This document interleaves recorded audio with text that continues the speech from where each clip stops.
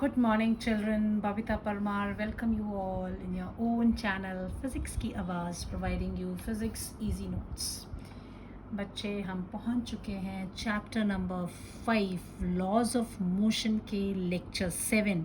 दो मैंने आपके हेडिंग में 2E लिखा हुआ है and then I have written 7 बीच में से ब्रेक करके, क्योंकि पहले आगे की वीडियोस बन चुकी थी. So this in order, this one is your 7th lecture.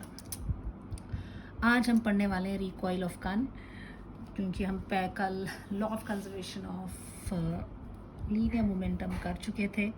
But question इसमें एक्चुअली कॉमन में ही आ जाता है, प्रूफ करने को नहीं आया है, ओनली स्टेट एंड एक्सप्लेन करने को आ गया, क्योंकि हमने डेरिवेशन भी की हुई है इसकी. डेरिवेशन ना दे के वो सीधा स्टेटमेंट दे दें एंड एक्सप्लेन करने को कहें, तो आपने लॉ ऑफ कंजर्वेशन पहले लिखना है, फिर उसमें ये रिकॉइल ऑफ गन का जो एग्जांपल है इसको एक्सप्लेन कर देना है. ठीक है. सो आपको क्या बोलता था ये law of conservation of linear momentum ने क्या कहा था कि अगर कोई आइसोलेटेड सिस्टम है तो जो टोटल मोमेंटम होता है, कोई भी आइसोलेटेड वर्ड यूज़ करते हैं हम, आइसोलेटेड सिस्टम. तो आइसोलेटेड सिस्टम कैसा होता है? वो सिस्टम जिसके ऊपर बाहर से कोई भी फोर्स, एक्सटर्नल फोर्स नहीं एक्ट कर रहा है, तो वो सिस्टम कैसा है? आइसोलेटेड है. तो उस सिस्टम का जो लीनियर मोमेंटम है वो हमेशा कांस्टेंट रहता है. दैट लीनियर मोमेंटम जो होगा that will be constant if no external forces there. F external is equal to 0, then momentum is constant. ये आपकी law of conservation of linear momentum में बात कही गई, वही मैंने लिखा है यहाँ पे. कल हम पढ़ चुके हैं इसको. The law states that total linear momentum of a system remain constant if the net external force acting on the system is 0. ठीक है. Now we'll start with the recoil of a gun. तो जो ये है, कोई gun है with a bullet, है ना, gun with bullet forms a system, right? And before firing, ये आपकी गन है. I mean, if this is your gun,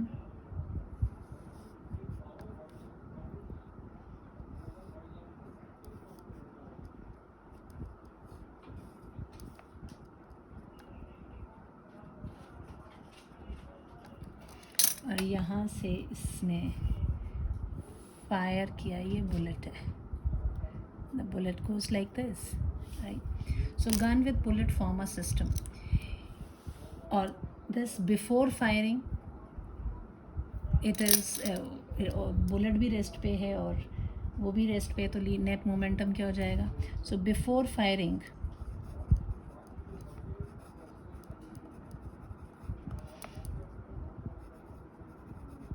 bullet and gun are at rest. Therefore, linear momentum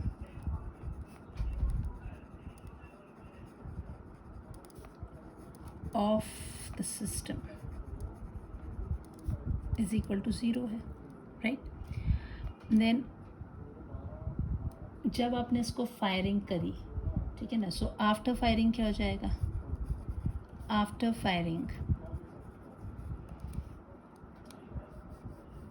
से small v भी हम ले लेते हैं, वेलोसिटी ऑफ बुलेट, और बट नेचुरली बहुत तेज जाती है, very large.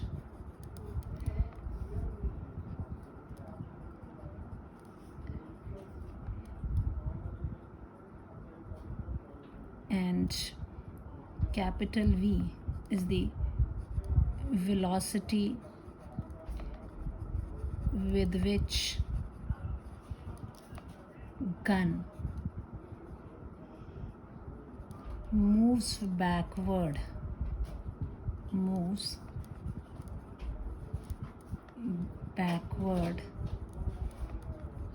after firing, called recoil of gun, है ना, और you can say called recoil of gun नहीं, recoil velocity, recoil velocity, ये तो पीछे को आना is known as recoil of gun. So the recoil of gun अगर बोलें तो that is what, after firing the bullet moves in forward direction and the gun moves in backward direction. The backward movement of gun is known as recoil of gun. Backward movement of gun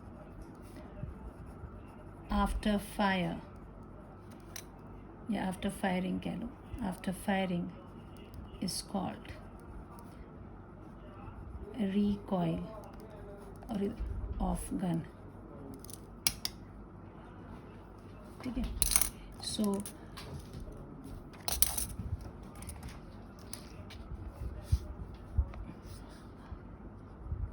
after firing, if this is here and m is mass of bullet,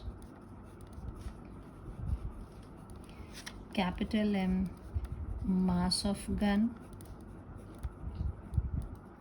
therefore this was first linear momentum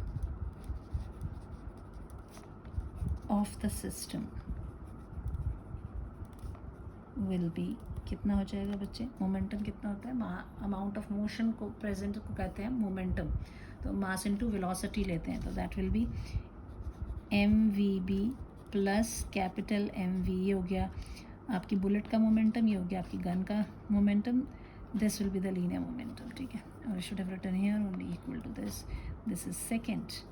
अब आपका जो ये है दोनों का linear momentum पर, अब law of conservation of linear momentum के हिसाब से क्या हो जाएगा कि no external forces acting here, तो equation 1 and equation 2 will be equal.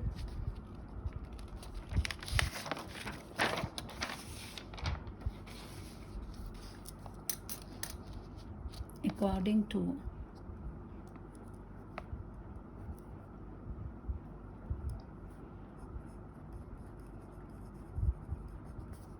कौन सा law of conservation of linear momentum,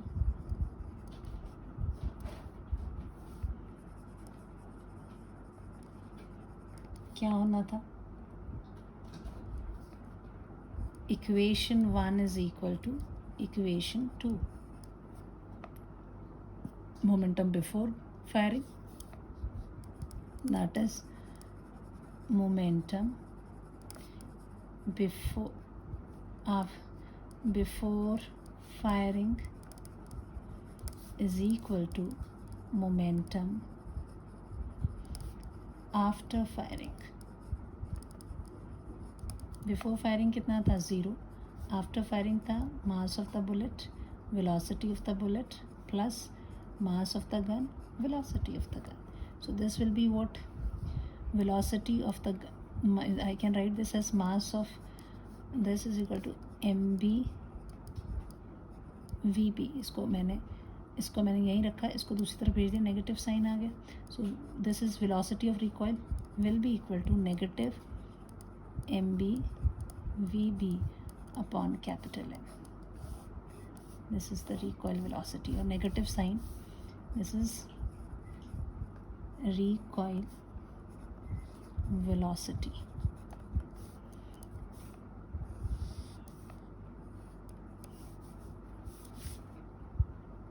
Negative sign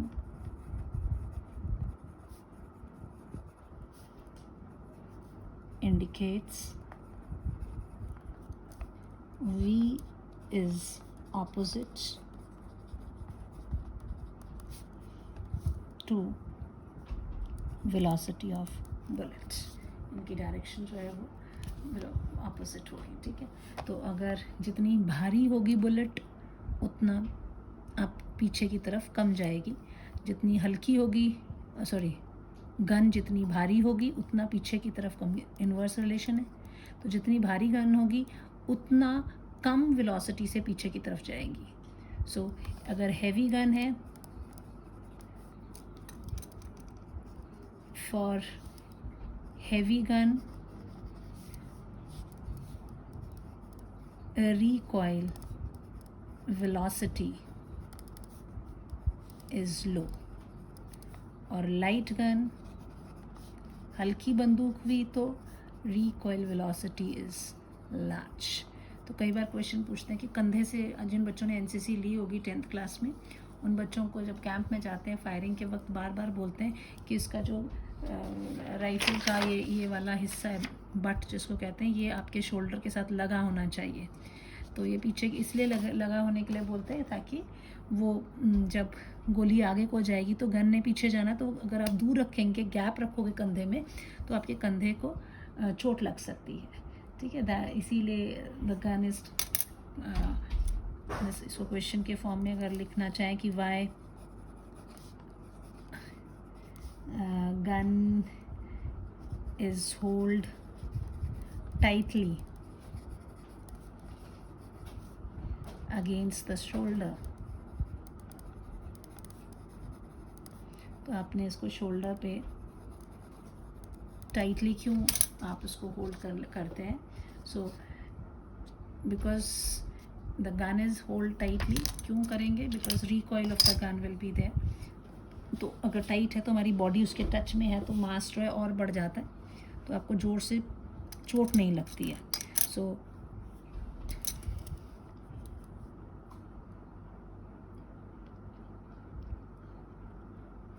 on firing,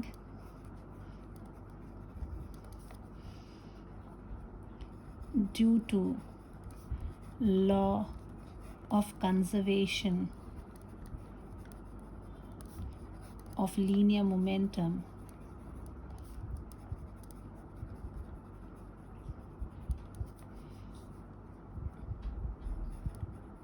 gun moves backward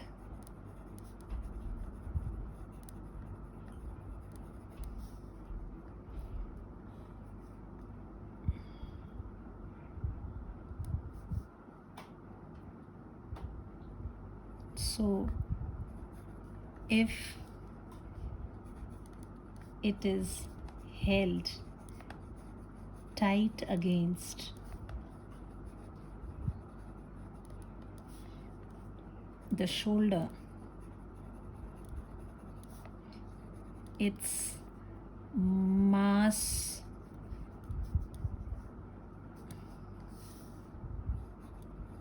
get support of the body and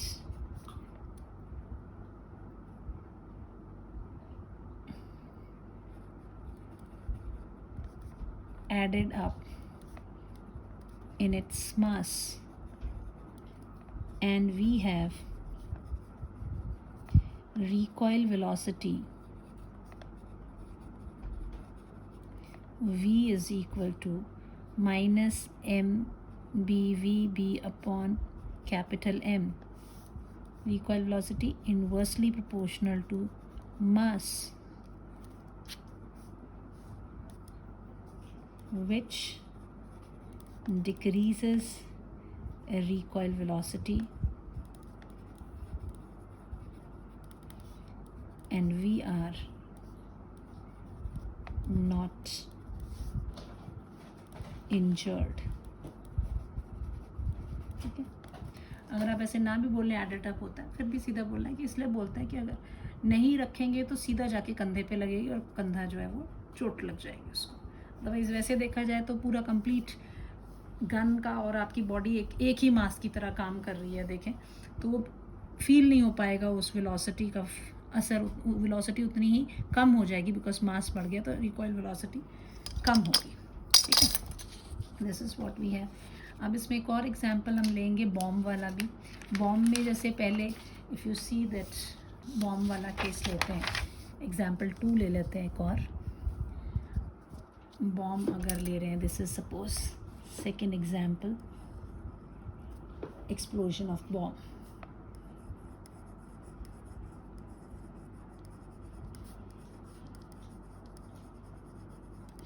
तो ये जो बॉम्ब है, if suppose ये हमारा bomb है, दिस इज अ बॉम्ब. कैसा है ये? रेस्ट पे है ना. तो momentum, linear momentum of the system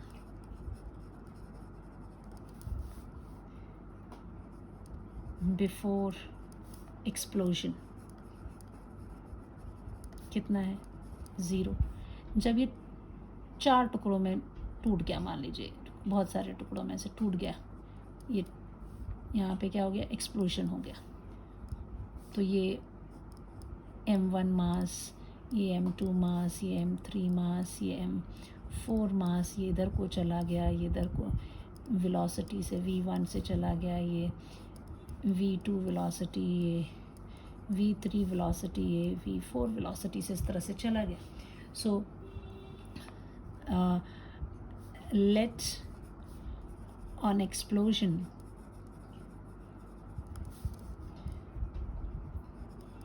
bomb breaks into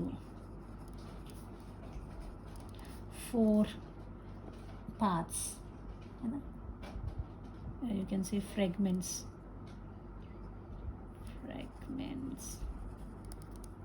of mass. This is m1, m2, m3, m4. Moving with velocities v1, v2, v3, v4 respectively. ठीक है, ये 4 वेलोसिटी से कर रहे हैं. नाउ आफ्टर एक्सप्लोजन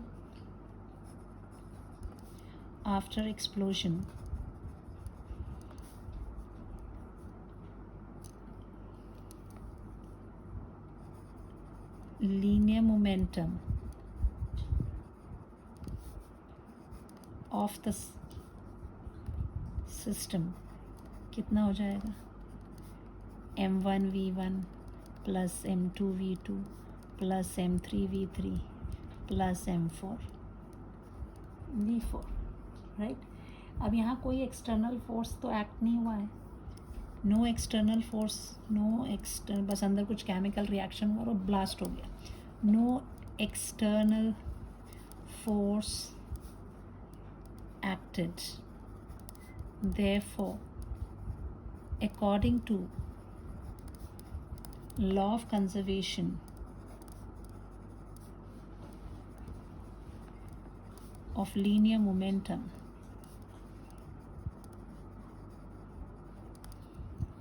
जो होगा momentum after explosion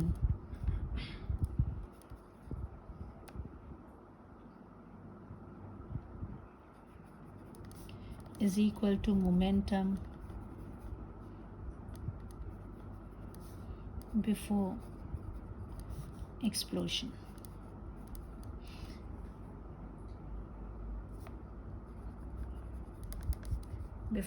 After explosion is how much? m1 v1 plus m2 v2 plus m3 v3 plus m4 v4, that is equal to 0. This is what we have.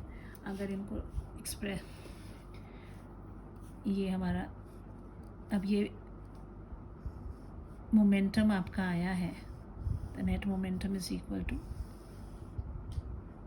0.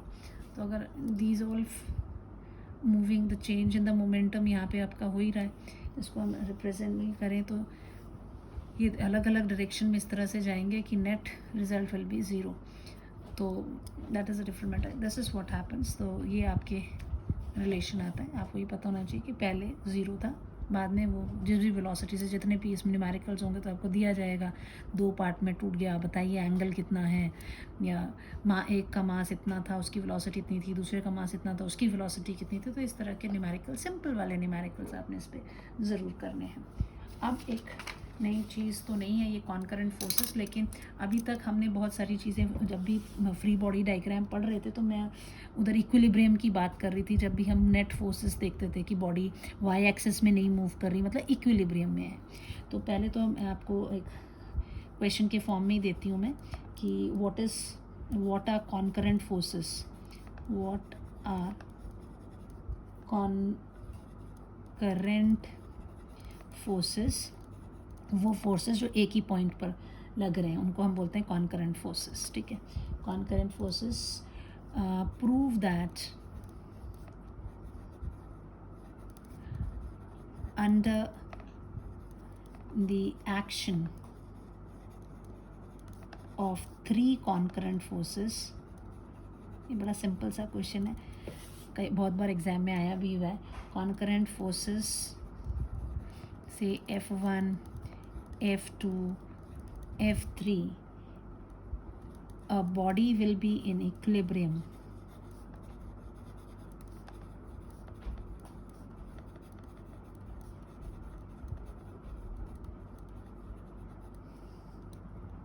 when, कब equilibrium में होंगे?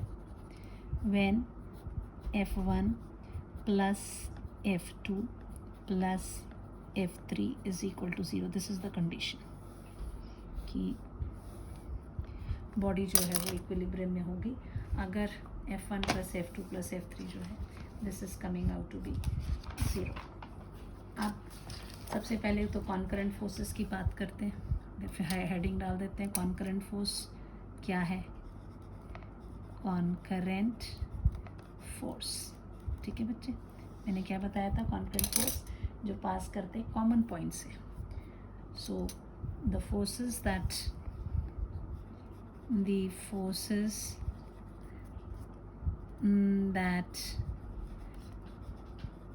passes through a common point are called concurrent forces, ठीक है। अब पूछा है prove under the condition of 3 concurrent forces body will be in equilibrium. तो body को हम कब इक्विलिब्रियम में कहेंगे? अगर वो अपनी स्टेट को नहीं, अगर वो रेस्ट में है तो रेस्ट में ही है, मोशन में तो उसी मोशन से मूव कर रही है।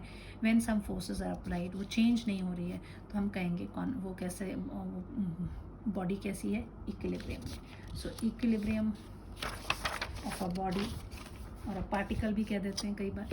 सो पहले तो आपको ये पता होना चाहिए इक्विलिब्रियम ऑफ अ बॉडी और अ पार्टिकल। तो आप बोलोगे कि a body is said to be, कब बोलेंगे हम कि वो इक्विलिब्रियम में है? Body is said to be in equilibrium. ये चीज़ें हम एक्चुअली कर चुके हैं पहले, पर हमने न्यूमेरिकल्स में इसका यूज़ किया था। पर अगर थियोरेटिकल अगर ये क्वेश्चन आ जाता है तो आपको वो भी अटेम्प्ट करना आना चाहिए था, इसलिए मैंने इसको लिया। Said to be in equilibrium if the body does not change.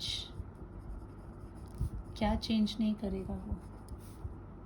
Change its state of rest or motion.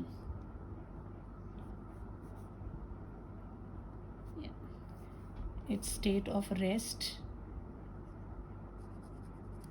in the presence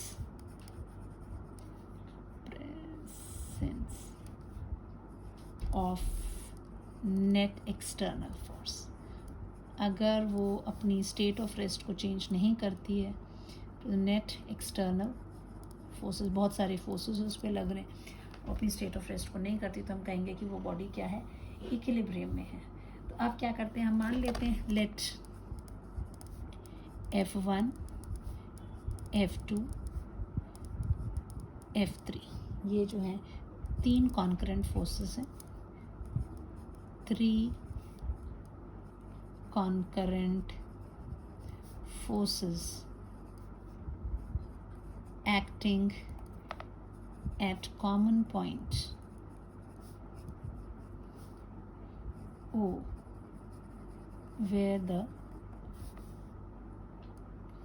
body is placed. अब ये आपकी पॉइंट हो गया O, ये एक फोर्स, ये दूसरा फोर्स, ये तीसरा फोर्स, 3 फोर्सेस यहाँ पे लगा देते हैं. दिस इज से F1, दिस इज से F2, दिस इज F3. एक ही पॉइंट पे ये तीनों फोर्सेस लग रहे हैं. O जो है वो आपका रेस्ट में है, ठीक है. अब F1 और F2 का जो रिजल्टेंट आएगा वो हम पैरेललोग्राम लॉ से अगर निकालते हैं तो वो कैसा, ये पैरेललोग्राम बन गया, तो ये आपका इसका रिजल्टेंट होगा, है ना. I draw a parallelogram. So this is what I'll have. ये मेरा आ गया F1 plus F2. डायगोनल से ही निकालते हैं ना, तो 2 vectors going away from here. So parallelogram law of vector addition आ जाएगा. So from parallelogram law of vector addition, resultant of F1 and F2 is given as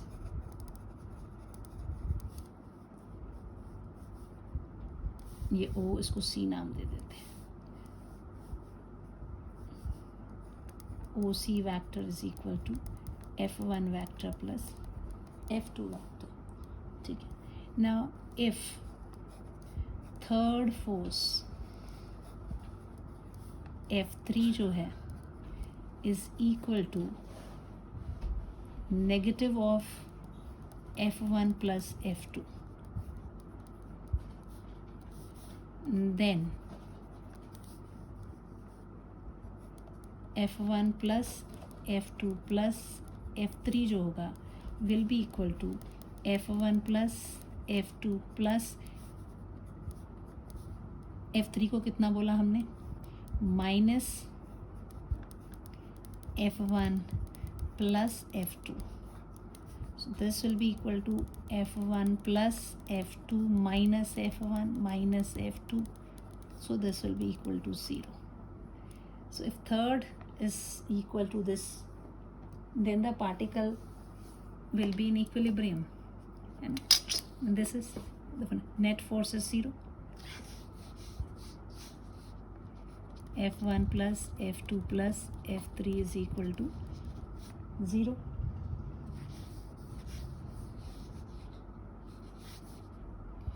Then the body will be in equilibrium.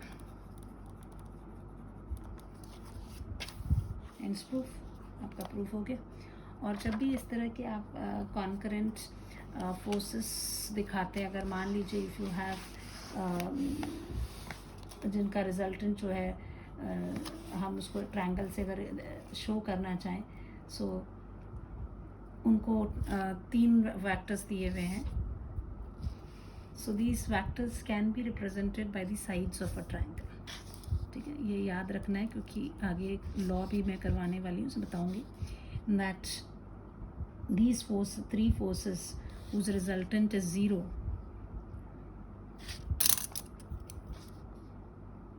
3 forces whose resultant मतलब vectors ही है ना, resultant is 0 can be represented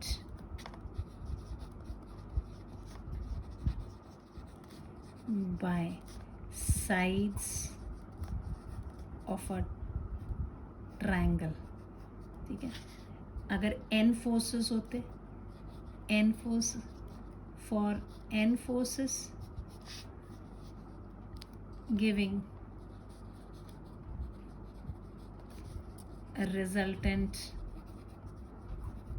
0, ये represent होते हैं represented by closed polygon. बताते हैं भाई क्यों, कितनी साइड, विद साइड्स n। अब जब ये है तो फोर्स तो वेक्टर ही है ना, तो वेक्टर में कैसे करते थे हम लोग, अगर आपको ध्यान होगा कि जब वेक्टर एडिशन चलती थी तो हम क्या करते थे, एक ये वेक्टर है इसको इससे ऐड करना है तो हम एक वेक्टर के हेड पे दूसरे वेक्टर की टेल लगा देते हैं एडिशन में, है ना। बेसिक रूल यही है आपका, हेड को टेल से जोड़ो और आपका बन जाएगा। और जो क्लोजिंग साइड होती थी वो क्या होती थी, रिजल्टेंट होती थी। तो एडिशन में हमेशा मैंने आपको बताया वेक्टर के एडिशन में हेड ऑफ वन वेक्टर किसके साथ लगा देते हैं, टेल ऑफ अदर वेक्टर, चाहे 2 हो 3 हो जितने भी हो, ऐसे लगा जोड़े जाते हैं। एंड रिजल्टेंट कैसे होता है, रिजल्टेंट होता है tail of first, distance between tail of first and head of last, ठीक है, वो रिजल्टेंट देता है। तो अब ये 3 फोर्सेस थे, रिजल्टेंट कितना था 0, तो ये हो गया तुम्हारा F1, ये हो गया तुम्हारा F2, this will B F3। तो ये F1 प्लस F2 के बराबर ये F3 जो है वो होना चाहिए, तब वो जाकर रिजल्टेंट जो आएगा that will going to be 0। तो हमेशा जब कभी भी कोई बॉडी इक्विलिब्रियम में होगी या 3 फोर्सेस एक्ट कर रहे किसी पॉइंट पे and the point is in equilibrium, तो उन 3 वेक्टर्स को हम ट्रायंगल के साथ रिप्रेजेंट कर सकते हैं। फिर उसके बाद उनके एंगल्स कैसे लेने वो लामीज़ थ्योरम में मैं बताऊंगी आपको। बट ये चीज़ ध्यान रखो, अगर ना n number of forces are there तो आप उसको एक क्लोज्ड पॉलीगन से रिप्रेजेंट करेंगे। फिर 4 हैं तो आप 4 को एक क्वाड्रिलेटरल के फॉर्म में रिप्रेजेंट कर सकते हैं, ठीक है। ये बेसिक सी चीज़ है। तो एग्जाम में क्वेश्चन आता है तो ये सीधा ही क्वेश्चन आता है कि आप क्या समझते हैं कॉन्करेंट फोर्सेस क्या होते हैं और इक्विलिब्रियम ऑफ फोर्स की कंडीशन क्या है। तो आपने ये बताना है कि अंडर कॉन्करेंट फोर्सेस जो इक्विलिब्रियम की कंडीशन होगी 3 कॉन्करेंट फोर्सेस की वो ये होगी, अगर ये चीज़ 0 है तो they are in the particle is in equilibrium, ठीक है। अब हम पढ़ने वाले हैं नेक्स्ट टॉपिक इसका, दैट इज़ लामीज़ थ्योरम। ये वैसे बहुत रेयर एग्ज़ाम में पूछी गई है ना, बट आप देख लीजिएगा हाई लेवल के न्यूमेरिकल्स काम करने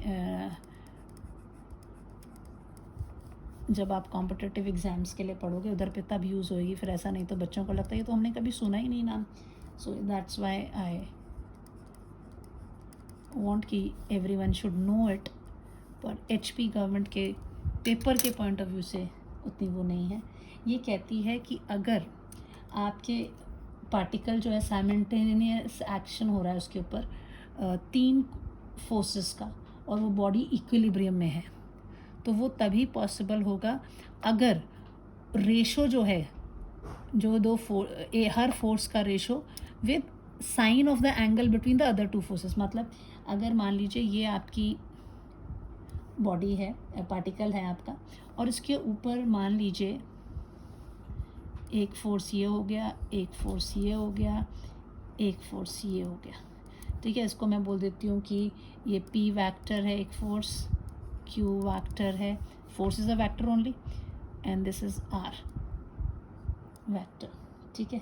ये 3 फोर्सेस है।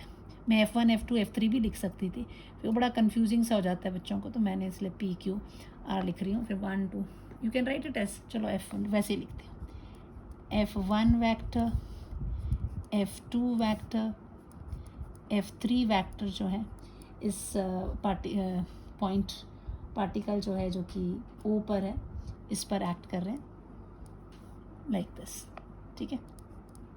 तो ये जो लॉ है आपकी थ्योरम है ये कहती है इनका जो F1 is equal to F2 is equal to F3 divided by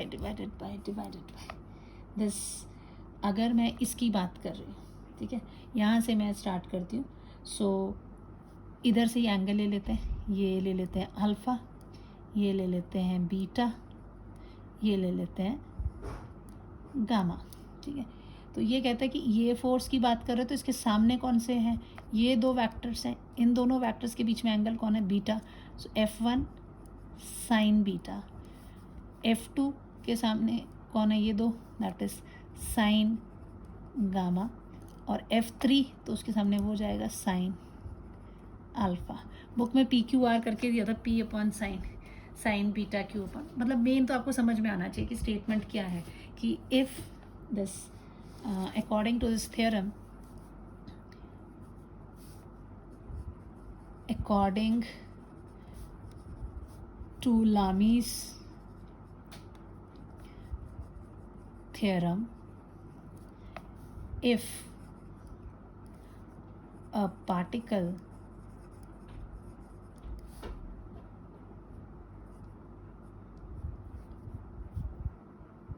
under the simultaneous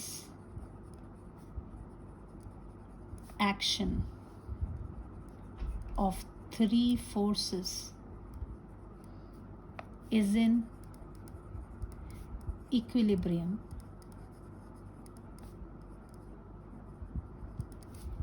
then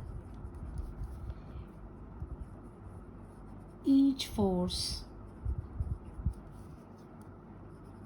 has a constant ratio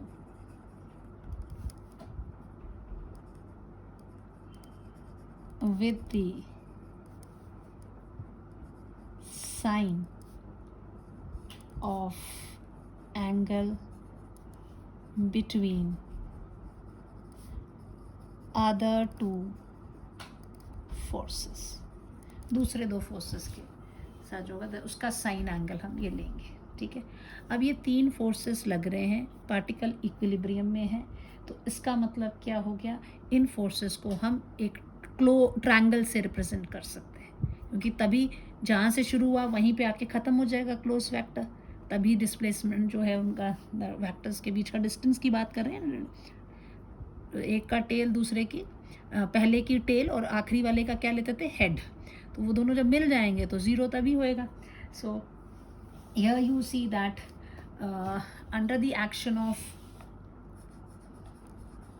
under action of force F1, F2, F3, the particle at O is in equilibrium.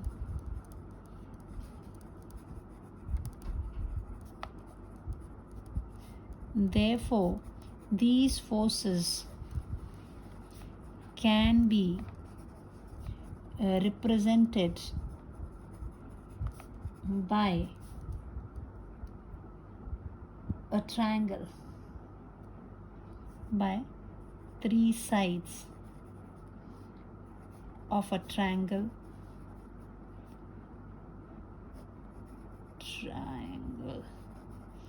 taken in same order. तो ये हो गया आपका, पहला ले लेते हैं F1, दूसरा ले लेते हैं F2, और ये तीसरा हो जाएगा आपका F3, ठीक है, एक के पीछे ठीक है। अब रही बात एंगल्स की, क्योंकि वो अब ये क्यों ऐसे हुआ देखा है ना, क्योंकि हम क्या करते हैं, अब ये देखो ये पहला है, पहले वाले का टेल और फाइनल वाले का क्या, हेड मिल गया। तो जब वो एक जगह मिल रहे हैं तो डिस्प्लेसमेंट कितना है, ज़ीरो, तो यानी कि वो किस में है, इक्विलिब्रियम में, इसीलिए इसको ऐसे ट्रायंगल से रिप्रेजेंट किया। अब रही बात एंगल, ये कहता है F1 और F2 के बीच में, F1 और F2 के बीच में एंगल कितना है, अल्फ़ा, तो कौन सा एंगल होगा, ये वाला, रॉन्ग। एंगल बनाने के लिए आपको मैंने जब वेक्टर्स चैप्टर पढ़ा कहाँ गया rough copy? Type there that physics की आवाज़ एंड वैक्टर्स चैप्टर, ठीक है। आप प्ले स्टेशन पे सॉरी प्ले लिस्ट में जाइए और वहाँ से आपको निकाल लीजिए। आपको मैंने एक चीज़ बताई थी, दैट वाज दिस, कभी भी जब आप एंगल बनाते हैं, दो वेक्टर्स हैं, ठीक है, इन दोनों, मैंने कहा कि वेक्टर ए और वेक्टर बी के बीच का एंगल बताइए। तो अगर इस तरह से मैंने दे दिया, मैंने आपको vector A, this is vector B, मैंने कहा इसके बीच का एंगल बताओ कितना है, ठीक है। तो आप ये वेक्टर इसको बोलोगे तो ये हो जाएगा गलत। एंगल हमेशा जब भी नापना है, आपने टेल से टेल मिलानी है या हेड से हेड मिलाना है, हेड टू हेड, टेल से टेल मिला या हेड से हेड मिला, then only measure the angle. ये this is theta, this is correct, because दोनों की क्या जुड़ रही है, टेल जुड़ी हुई है। यहाँ क्या हो रहा है, इसका हेड है, इस वाले की टेल है, तो this is not the angle. फिर इसको क्या करेंगे, पैरेलली हम वेक्टर्स को ऐसे आगे एक्सटेंड कर सकते हैं। If this is vector A, आगे को खींच दें इसको पैरेलली, तो ये एंगल, अब ये दोनों के क्या कौन जुड़ गए, दोनों के टेल जुड़ गई, तो दिस एंगल इज करेक्ट। जब भी एंगल निकालना है तो आपने ये याद रखना है, ताल से ताल मिला वाला गाना, टेल से टेल मिला या हेड से हेड मिला, तो वही एंगल जो है वो डिसाइड करेगा, आप आगे पीछे खींचेंगे। अब यहाँ पर ये अल्फ़ा बीटा गामा दिया, तो ये तो हमें देखना पड़ेगा अल्फ़ा बीटा गामा कौन है। सो F1 और F2 के बीच में अल्फ़ा है, तो this is F1, this is F2, this is F3। तो यहाँ तो इस एंगल को तो ले नहीं सकते, तो इसको मैंने क्या किया, आगे खसका दिया। इसको आगे खसकाने से क्या हो जाएगा, नाउ दिस F1 की ये पोजीशन भी हो सकती है, तो अब F1 और F2 की टेल से टेल मिल गई, दिस इज़ अल्फ़ा। क्लियर हो गया। फिर F2 और F3, इसके बीच में बीटा है, तो इसको जो है मैं आगे खसका दूंगी, ठीक है। तो ये F2 इधर चला जाएगा, दिस विल बिकम F2, ये एंगल, अब दिस एंगल इज बीटा। फिर F3 और F1 के बीच में है, तो इसको फिर ऐसे आगे खसका देंगे, दिस विल बी F3। आप ऐसे वेक्टर्स को पैरेलली शिफ्ट कर सकते हैं। दिस एंगल, क्योंकि अब दोनों की क्या चीज़ जुड़ रही है, टेल जुड़ रही है, दिस इज गामा। ये बेसिक चीज़ है जो आपको याद रखनी है, ठीक है। Now as particle is in equilibrium,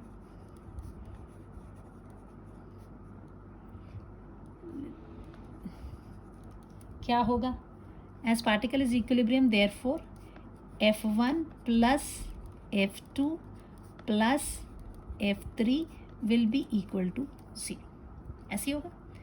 this can be written as, इसको मैं ऐसे लिख सकती हूँ दो तरह से, देखो, F1 plus F2 is equal to minus F3। कोई प्रॉब्लम है, मैंने सिर्फ शिफ्ट किया है।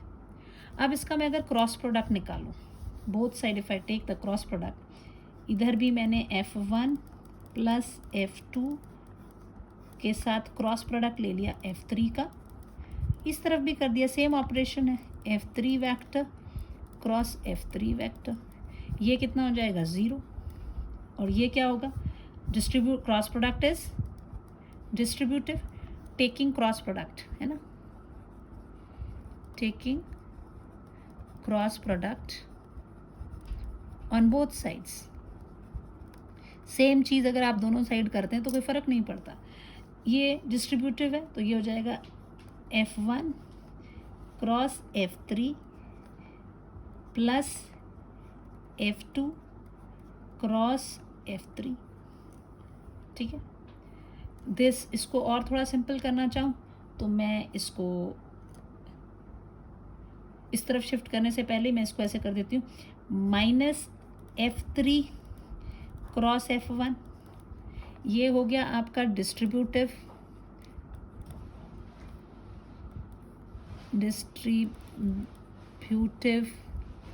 Property of cross product on addition, ये plus F2 cross F3 is equal to 0. ये कैसे नेगेटिव क्यों लाई मैं? This is, it's not commutative ना, तो ये भी प्रॉपर्टी है. Cross product is not commutative. ये चीज़ें हम पहले पढ़ चुके हैं, तो मैं यहाँ यूज़ कर रही हूँ. तो इसका क्या हो जाएगा? This will be equal to, ये दूसरी तरफ भेज देते हैं, तो आपका आंसर आ जाएगा F2 cross F3 is equal to F3 cross F1. ठीक है, एक ही आ गया. अब मैंने इस वाले में क्या किया था? F3 को शिफ्ट किया था. ठीक है, अगले वाले में मैं जो है F2 को शिफ्ट कर देती हूँ. This is my one equation. Equation 1 can be written as, equation 1 can also be written as, क्या लिख सकते हैं इसको? F1 vector plus F3 vector is equal to minus F2 vector. Now taking cross product on both the side with F2, जिसको shift किया उसी का cross product ले लेते हैं. Taking cross product with F2 on both sides, क्या हो जाएगा? ये F1 vector plus F3 vector cross F2 vector is equal to minus F2 vector cross F2 vector. Same vectors का cross product is 0. This is going to be 0. This will be F1 cross F2 plus F3 cross F2. Distributive property. आप यहाँ देखो 2 cross 3, तो इसको 3 cross 2 को भी मैं उल्टा कर सकती हूँ. F1 cross F2 minus F2 cross F3 लिखा जा सकता है. सो F1 cross F2 is equal to F2 cross F3. This is my small a, this is small b. So from small a and small b, आप देखो क्या चीज़ आ रही है आपकी. F1 क्रॉस F2 बराबर है F2 क्रॉस F3 बराबर है F3 क्रॉस F2. ठीक है. Now this cross products are equal, it means इनके मैग्नीट्यूड भी इक्वल होंगे. F1 cross F2 will be equal to F2 cross F3 का मैग्नीट्यूड, F3 क्रॉस F2 का मैग्नीट्यूड. इनके मैग्नीट्यूड की अगर बात करते हैं तो क्रॉस प्रोडक्ट क्या था? A cross B was magnitude of A magnitude of B sine of the angle between them. यही करते थे. तो यहाँ पर F1 and 2, this will be equal to what? F1 F2 sine. अब क्या एंगल था साइन वाले F1 और 2 के बीच में? Alpha. All right, sine alpha. 2 और 3 के बीच में क्या था? F2 F3 sine beta. F3 and F1 देखो मैडम, 1 2 2 3 3 1. F1 3 और 1 के बीच में क्या एंगल था? Gamma. This is sine gamma. Dividing all by F1 F2 F3 क्या हो जाएगा? F1 F2 sine alpha divided by F1 F2 F3. F2 F3 sine beta divided by F1 F2 F3. F3 F1 sin gamma divided by F1 F2 F3. ये cut जाएगा इससे, 2 and 3 2 and 3, 3 and 1 3 and 1, क्या बचा, sine alpha by F3 is equal to sine beta upon F1 is equal to sine gamma upon F2। तो आप इसको लिख सकते हैं ऐसे, F1 डिवाइडेड बाय, उल्टा कर सकते हैं ना, sine beta is equal to F2 upon sine gamma, F3 upon sine alpha. यही लिखा था लामीज़ थ्योरम में। दिस इज व्हाट, ठीक है। So let's go for the numericals now. क्या क्या है आज न्यूमेरिकल के पिटारे में। घंटा हो गया वैसे, but I have to cover the numericals also. थोड़ा लंबा हो जाएगा आपका video, but I can't help, I have to take the numericals, क्योंकि ये न्यूमेरिकल्स आपके पीछे वाले चैप्टर से भी रिलेटेड है, ठीक है। उसमें भी मेरा टाइम के चक्कर में मैंने छोड़ दिया था, but I have to take now. This is tension on a string connect. आपको फाइंड करना है एक्सेलरेशन ऑफ द सिस्टम। देखो ये वाला हम कर भी चुके थे, डायरेक्ट फार्मूला लगा के करना। अब कॉम्पिटिटिव एग्जाम के लिए तो आपको फार्मूला याद रखना पड़ेगा, और इसमें आप ड्रॉ करके देखेंगे जब इसकी एक्सेलरेशन। तो आप क्या बनाते हैं, फ्री बॉडी डायग्राम बनाते हो। So when you draw the free body diagram here, तो दोनों बॉडीज़ के लिए बोला, अगर दो बॉडीज़ हैं उसमें, तो we draw the free body diagram for both of them, है ना। तो आपको उसके लिए फ्री बॉडी डायग्राम ड्रॉ करना पड़ेगा। तो here I will divide this into 2 parts, कहीं छोटा ना हो जाए जगह। सो ये पहले ले लेते हैं 4 kg, ठीक है। जो इसके पर तार तो एक ही है। कितनी है, tension on string connecting the mass, tension on the string use to suspend. ये जो इनको पकड़ रही है इसके ऊपर तो ये एरो इधर ऊपर को जाएगा, इसका भी एरो ऊपर को जाएगा, इसके ऊपर भी टेंशन टी होगा, इसके भी, क्योंकि एक ही तार है। लेकिन ये वाली तार क्या है, आप ये ऊपर वाली तार क्या है आपकी, अलग है ना। तो ये अगर ऊपर वाली तार आपकी अलग है, इसका टेंशन हम ले लेते हैं T1, ठीक है। अब 4 kg वाले का आप फ्री बॉडी डायग्राम बनाते हैं। फ्री बॉडी डायग्राम तरीका यही है, हमें फ्री बॉडी डायग्राम निकालना ही पड़ता जब भी टेंशन पूछते हैं। तो इसके ऊपर 4 किलो का जो वज़न है वो नीचे की तरफ, अब जब ये नीचे की तरफ जिसका वज़न ज़्यादा है उसी तरफ को ये एक्सेलरेट करेगी, एक्सेलरेशन भी निकालना है। तो पहले तो इसका वज़न नीचे की तरफ को है, तो ये तो हो गया आपका 4g, है ना। और टेंशन इसका ऊपर की तरफ को है, और एक्सेलरेशन भी इसका नीचे की तरफ को है। This is what you have. और 3 kg वाले का क्या है चल रहा है, दिस इज़ 3 kg। 3 kg का वज़न तो नीचे को जाएगा 3g, उसका जो टेंशन है ये ऊपर ही जा रहा है।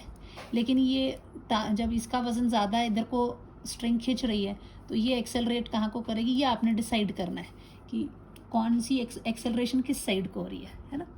सो दिस इज़, ये भारी है तो इसीलिए इधर को तार खिसकी है, इसलिए हमने एक्सेलरेशन की डायरेक्शन यहाँ ले ली। अगर ये इधर को खिसक रही है तो ये तार ऊपर जा रही है, तो यहाँ पर एक्सेलरेशन क्या है, ऊपर की तरफ। अब आपने जो इक्वेशंस बनानी है, इसकी इक्वेशंस बनाओगे तो इस वाले डायग्राम से क्या इक्वेशन आपकी बनेगी। अच्छा, ये तो भी इसकी बात।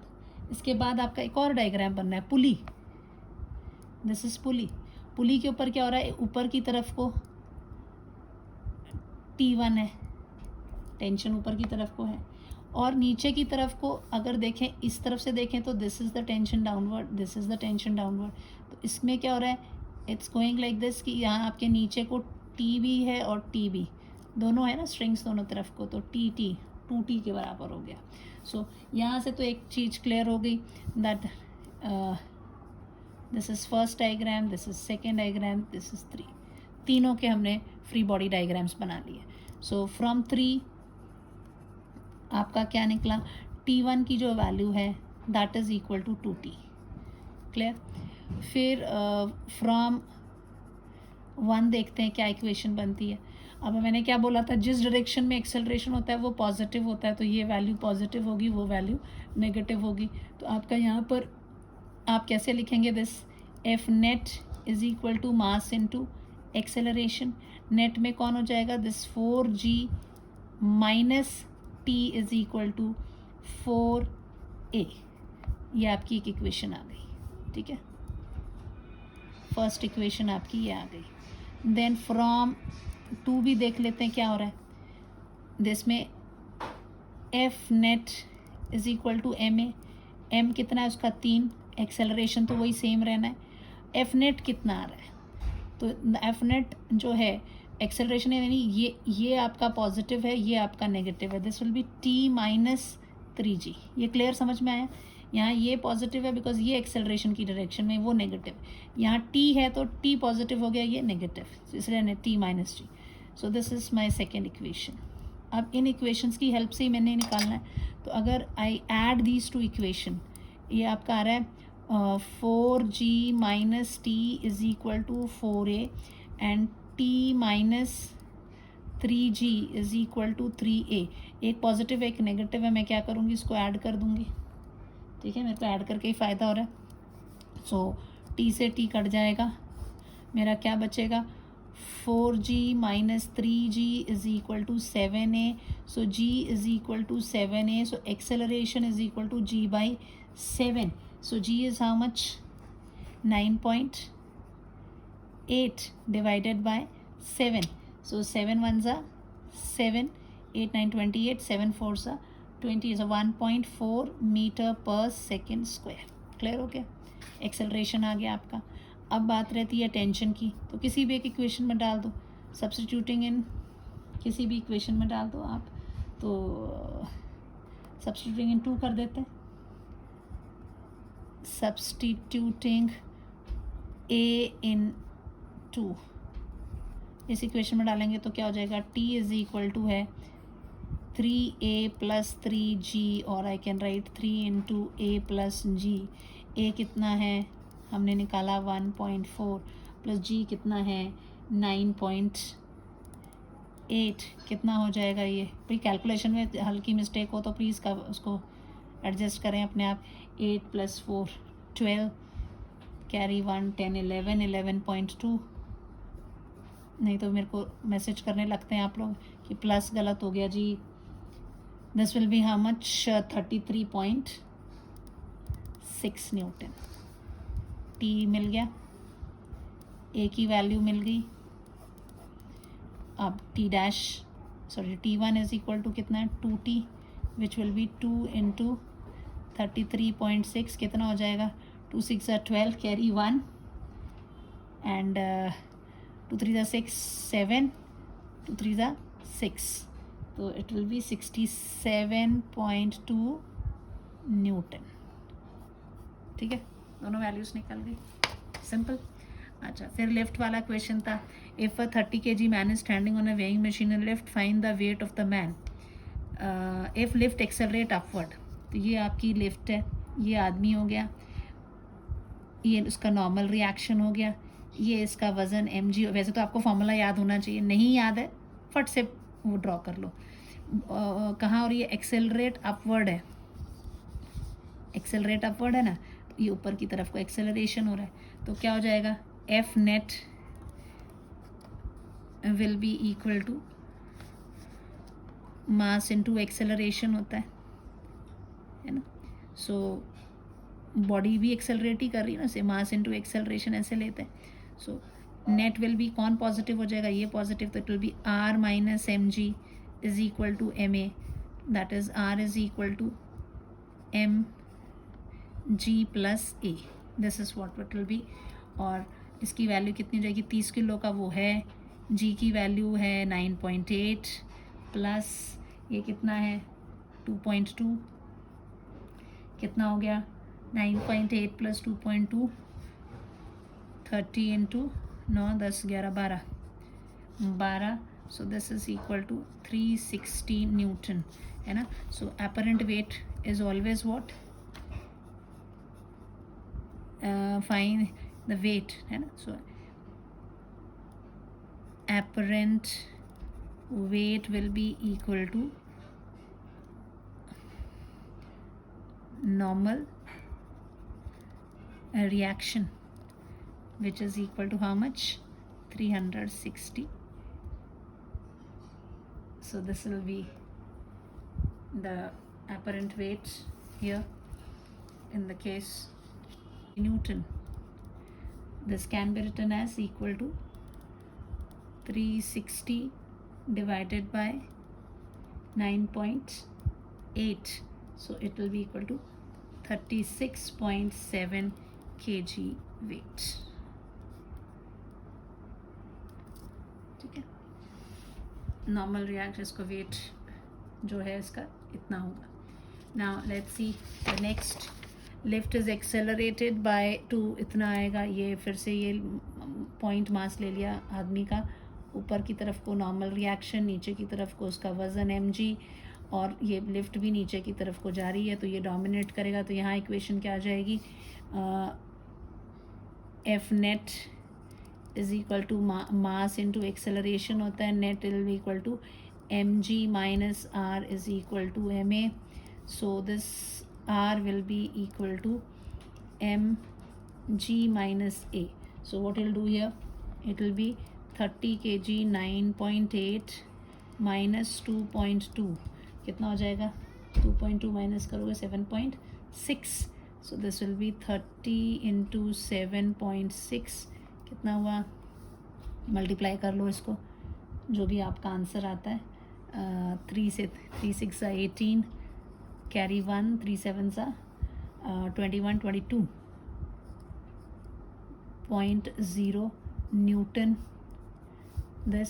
सो एपरेंट वेट जो आपको अपेयर होगा इसका, that will be equal to 228 divided by 9.8. So this will be equal to how much, इसको डिवाइड करके देख लेना, 23.3 kg. ठीक है. If the lift is falling freely, so acceleration of man will be equal to, for free fall this will be equal to g, and we know that the weight will be equal to mg minus a होता है. So this will be equal to 0. ये तो directly आप कर सकते हैं. अब ये देखो, बॉम्ब का भी एक एग्जाम्पल ले लिया है into 2 equal fragments में. At what angle these fragments fly apart? तो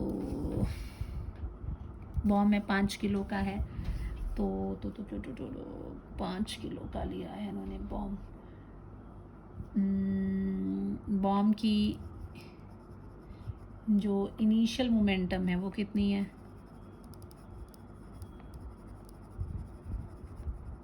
0, क्योंकि वो रेस्ट पे था. 2 इक्वल फ्रेगमेंट्स में वो एक्सप्लोड हो गया है, वो उड़ गए. अब आपको पता है कितने एंगल पे उड़े, ये बताना है. Final momentum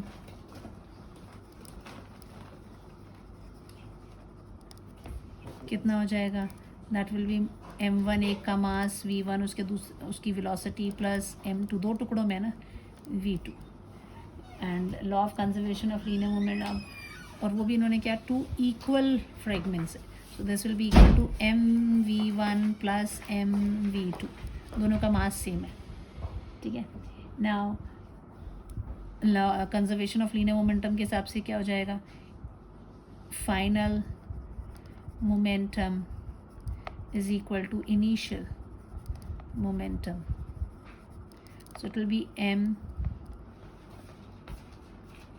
v1 plus m v2 is equal to 0. This will be m v1 is equal to m v minus v2 हो जाएगा ना, m कट जाएगा. So what you are left with, v1 is equal to minus v2, यानी velocities are in opposite directions. Negative sign indicates velocities are opposite in direction. Therefore, angle is equal to how much? Angle is equal to 0. Sorry, 180. Opposite direction में जा रहे हैं, 180 degree. ठीक है. Then a bullet of mass 10 gram is fired from a rifle of mass 20 kg with a speed of 50 meter. मास है, bullet दी हुई है, mass of the bullet is 100 gram. पहले ही देखो ग्राम में दिया, तो this is to be change into KG, तो 1000 से इसको डिवाइड कर दिया तो केजी में बदल गया, तो दिस विल बी 0.1 केजी, क्योंकि 2 0 कट जाएंगे। ये हो गया। देन राइफल का मास दिया हुआ है 20 किलो, ये तो ठीक है। विद द स्पीड इतना, वेलोसिटी ऑफ बुलेट भी दी हुई है 50 मीटर पर सेकेंड। आपसे रिकॉइल ऑफ गन पूछा हुआ है, दैट मीन्स कैपिटल वी पूछा हुआ है। It's very simple, direct formula है ये तो। वी रिकॉइल कितना होता है, that is always equal to, आपको नहीं भी याद रहे तो momentum before is equal to momentum after करके भी कर सकते हैं। It is minus M B V B upon capital M. So this will be equal to कितना दिया हुआ है, नेगेटिव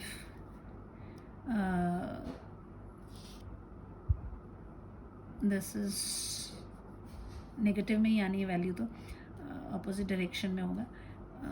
0.1 इंटू 50 डिवाइडेड बाय 20, तो 0 से कट गया, और ये हो गया आपका minus 0.1 into 5 divided by 2, 2.5, so it will B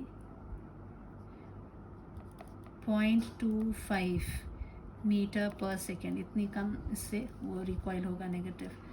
negative sign को इग्नोर कर, अगर मैग्नीट्यूड की बात कर रहे हैं, so magnitude of this V recoil कितना हो जाएगा, 0.25 मीटर पर सेकेंड।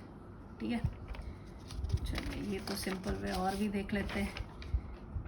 और क्या है हमारे पिटारे में, इक्विलिब्रियम वाला काम किया था, इसलिए मैंने एक एडिशनल एक और क्वेश्चन लिया कि एक बॉडी है, आपको यहाँ T1 और ऐसे सबस्टैंडर्ड है, आपको स्ट्रिंग की टेंशन निकालनी है कि यहाँ मान लीजिए T1 लग रहा है, इधर इस तरफ को T2 है, 2 तारों के साथ ऐसे लगा हुआ है, तो आपको ये निकालना है यहाँ पे T1 एंड T2 की वैल्यू निकालनी है। तो कैसे निकालेंगे, सो द इक्विलिब्रियम में है आपका। ठीक है, सो अब ये ऑब्जेक्ट जो है point O is in equilibrium under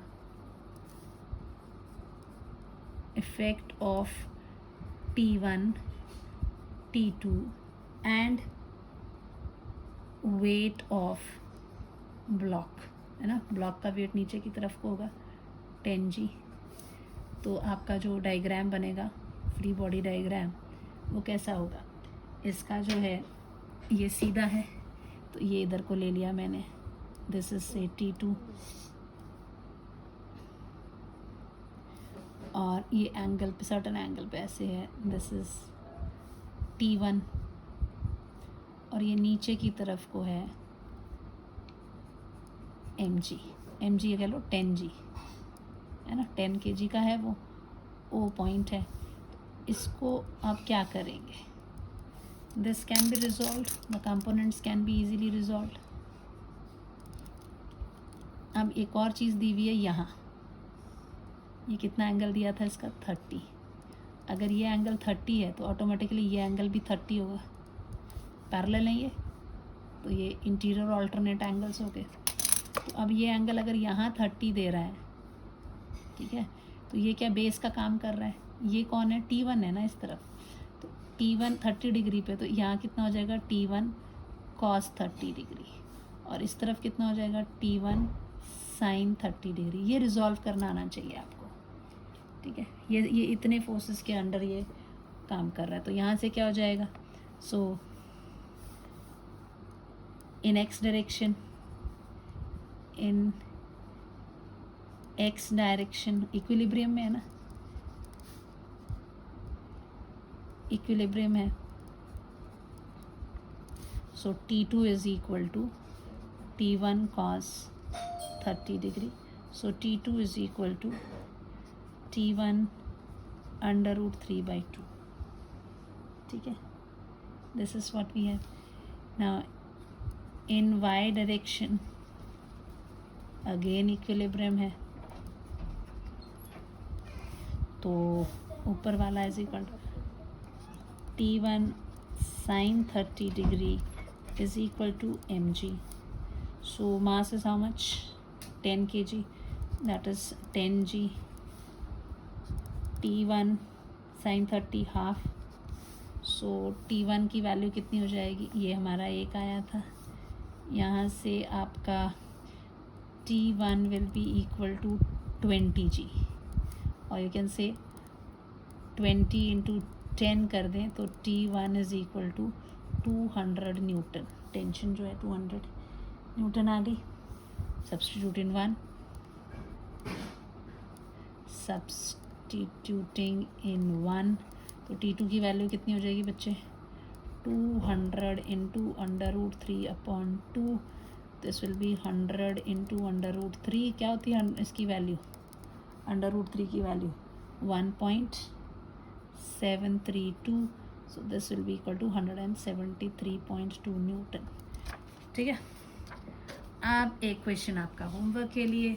अब बैटमैन स्टिफ लिखिए. अभी मैंने पिछले लेक्चर में ये न्यूमेरिकल इस तरह का दिया था आपको. एक बैटमैन है, वो बॉल को डिफ्लेक्ट करता है by an angle 45 degree without changing the initial velocity. What is the impulse imparted on the ball. तो अब अगर इसका मतलब इनिशियल और फाइनल वेलोसिटी सेम है, आपने क्या करना है, यहाँ से ये बॉल ले लेनी. ये इनिशियल वेलोसिटी हो जाएगी आपकी इधर को, तो ये नेगेटिव साइड को जा रही है. दिस विल बी और -54, और ये किस डायरेक्शन में जा रही है? एक्स डायरेक्शन में. यहाँ से बॉल को ऐसे फेंका 45 डिग्री पे, और ये आपकी V फाइनल जो है दैट इज़ ऑल्सो 54 किलोमीटर पर आवर. इसको कन्वर्ट कर देना आपने किलोमीटर पर आवर की स्पीड में. ठीक है. अब इसके आपसे पूछा impulse on the ball. Impulse on the ball क्योंकि अब इस डायरेक्शन से आ रही है, वहाँ चली गई है, तो ये प्लेन में मूवमेंट हो रहा है. तो this will be equal to what? √ऑफ इम्पल्स इन एक्स डायरेक्शन का square plus impulse component of impulse in Y direction का स्क्वायर. यानी IX और IY निकालना पड़ेगा. तो IX क्या होगा? What will be IX? IX विल बी, मास तो बाहर रखेंगे, बुलेट का मास दिया है. What is the impulse? If the mass is 0.15 kg, तो kg में दिया हुआ है. चलिए m बाहर निकालेंगे तो ब्रैकेट में क्या लोगे? x डायरेक्शन में final velocity in x direction minus, क्योंकि इम्पल्स क्या होता है? चेंज इन मोमेंटम ना. So final velocity in x direction minus initial velocity in x direction. इधर से आप IX की वैल्यू निकालिए. IY की वैल्यू क्या होगी? Mass final velocity in y direction minus initial velocity in y direction. तो ये वेलोसिटी सी चेक करनी है आपने. ठीक है. तो वेलोसिटी इन x डायरेक्शन तो आपको ये पता है, और 54 को आप कन्वर्ट भी कर लीजिए. तो इसमें सबसे क्या क्या चीज़ें आपको चाहिए?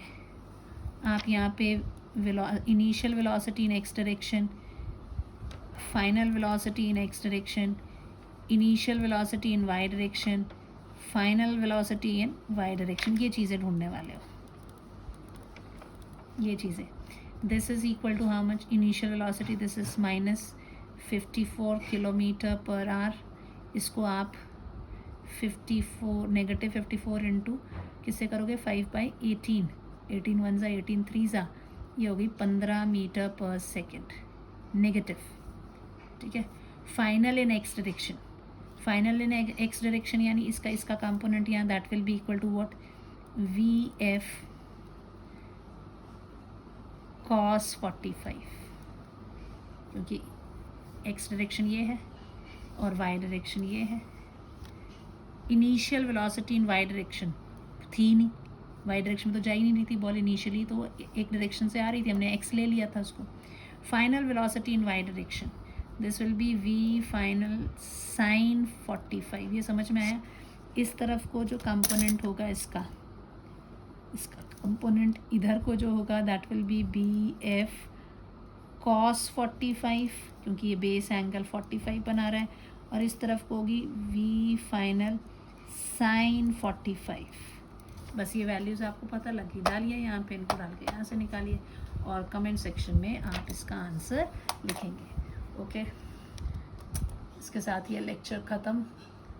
Thank you, have a nice day.